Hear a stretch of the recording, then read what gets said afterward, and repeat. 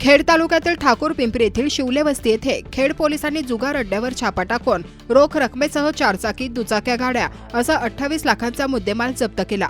या प्रकरणी 10 जणांवर खेड पोलीस ठाण्यात शुक्रवार दिनांक 27 फेब्रुवारी रोजी गुन्हा दाखल झाला आहे। ठाकूर पिंपरी येथील बाळू विष्णू शिवले यांच्या पत्रा शेडमध्ये जुगार सुरू असल्याची माहिती मिळाल्यानंतर खेड पोलीस ठाण्याच्या पथकाने दुपारी सुमारे 4:45 वाजता छापा टाकला। काही आरोपींकडून रोख रक्कम व पत्ते जप्त करण्यात आले।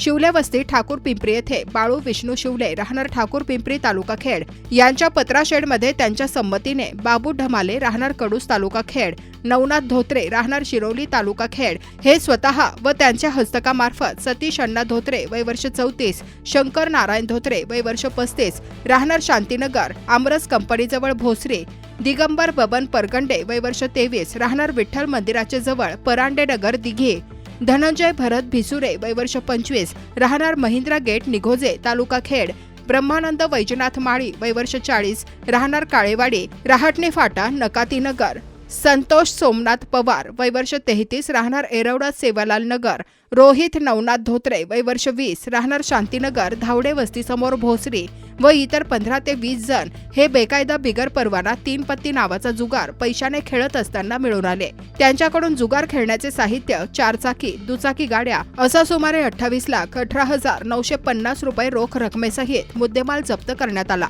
कारवाई दरम्यान 10 पत्त्याचे कॅट, जुगारासाठी वापरलेले 5 गोल प्लायवूड टेबल, 40 प्लास्टिक खुर्च्या आणि मोठ्या प्रमाणावर वाहने जप्त करण्यात आली।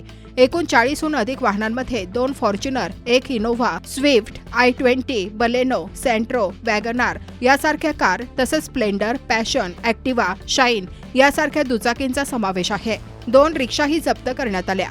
पोलिसांच्या माहितीनुसार या जुगार अड्ड्याचे मुख्य आयोजक म्हणून बाळू शिवले, बाबू ढमाले आणि नवनाथ धोत्रे यांची नावे समोर आली आहेत।